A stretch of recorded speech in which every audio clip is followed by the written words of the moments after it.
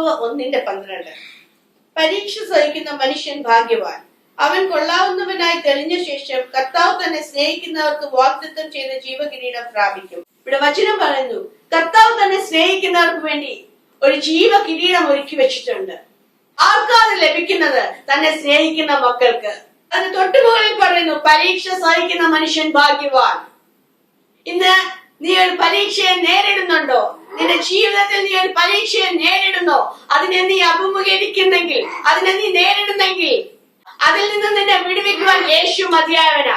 വചനം പറയുന്നു, പരീക്ഷ സഹിക്കുന്ന മനുഷ്യൻ ഭാഗ്യവാൻ, അവൻ കർത്താവിന് കൊള്ളാവുന്നവനായി. ഹല്ലേലൂയ.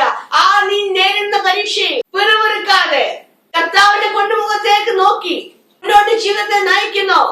ആ പരീക്ഷയുടെ മേൽ ജയം തരുവാൻ യേശു മതിയാവന. എന്റെ കർത്താവ് നിന്റെ കൂടെ ഉണ്ടോ? ഇന്ന് നീ നേരിടുന്ന പരീക്ഷയെ ജയിക്കുവാൻ കർത്താവ് മതിയാവന. അവൻ നിന്നെ വിടുവിക്കുവാൻ മതിയാവന. നിനക്ക് വേണ്ടി വലുതൊന്നും എന്റെ കർത്താവ് ഒരുക്കി വെച്ചിട്ടുണ്ട്. ആ ജീവന്റെ കിരീടം എനിക്ക് നിങ്ങൾക്ക് വേണ്ടി ആ പിതാവ് ഒരുക്കിയിരിക്കുക. ഓർത്തുകൊള്ളുക, ഞാനും നിങ്ങൾ പരീക്ഷയിൽ അകപ്പെടുന്നത്. വചനത്തിന്റെ തൊട്ട് താഴെ 14-ാം വാക്യം പറയുന്നു, ഓരോരുത്തൻ താൻ പരീക്ഷിക്കപ്പെടുന്നത് സ്വന്തം മോഹത്താൽ ആകർഷിച്ച് വശീകരിക്കപ്പെടുകയാൽ ആകുന്നു. കർത്താവല്ല നമ്മുടെ ജീവിതത്തിൽ ഒരു പരീക്ഷ കൊണ്ടു തരുന്നത്. ഒരു രോഗം വരുമ്പോൾ, അല്ലെങ്കിൽ ഒരു കടഭാരം വരുമ്പോൾ, ജീവിതത്തിൽ സമാധാനമില്ലാതെ വരുമ്പോൾ എന്റെ കർത്താവ് എന്നെ കടത്തി വിടുന്നത്, അല്ല എന്റെ കർത്താവ് എന്നെ ശോധന ചെയ്യുക. തെറ്റ. ഒരിക്കലും ദോഷങ്ങളാൽ പരീക്ഷിക്കുന്ന പിതാവല്ല നമ്മുടേത്. അവൻ സ്നേഹമാ. അവൻ എന്റെ നിങ്ങൾക്കും ഹല്ലേലൂയ ജീവൻ നൽകുവാനാ തന്നത്. സമൃദ്ധിയായ ഒരു ജീവിതം നൽകുവാൻ, സമാധാനം നൽകുവാൻ ആ പിതാവ് ഈ ഭൂമിയിൽ വന്നു. അവൻ എന്നെ നിങ്ങളെ വിലക്ക് വാങ്ങിയതാ. ആ വിലക്ക് വാങ്ങിയ പിതാവ് ഒരിക്കലും നമ്മളെ ഒരു പ്രശ്നത്തിലേക്ക് കടത്തിവിടത്തില്ല. ഒരു ബുദ്ധിമുട്ടിലേക്ക് എന്നെ നിങ്ങളെയും കടത്തിവിടത്തില്ല. എന്നെ നിങ്ങളെ വിടുവിക്കുവാൻ യേശു മതിയാവനാ. ഇന്നായിരിക്കുന്ന സാഹചര്യത്തെ ഓർത്ത് പിറുപിറുക്കാതെ, ഇന്ന് നീ നേരിടുന്ന പ്രശ്നത്തെ ഓർത്ത് പിറുപിറുക്കാതെ, ഒരു രോഗമാണോ നിന്നെ അലട്ടുന്നത്? ആ രോഗത്തോട് പറയണം, യേശുവിന്റെ അടിപ്പിണരാൽ എനിക്ക് സൗഖ്യം വന്നിരിക്കുന്നെന്ന്.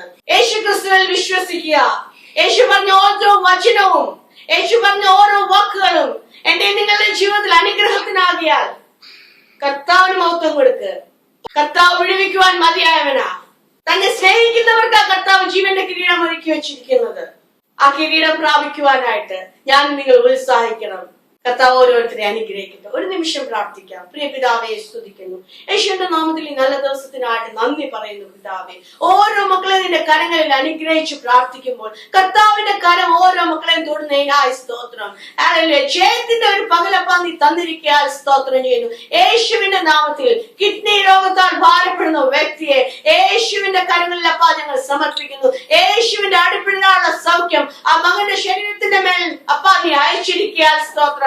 കർത്താവെ, പൂർണ്ണമായ ഒരു വിടുതലപ്പ ആ മകന് നീ നൽകിയിരിക്കാൻ സ്തോത്രം ചെയ്തു.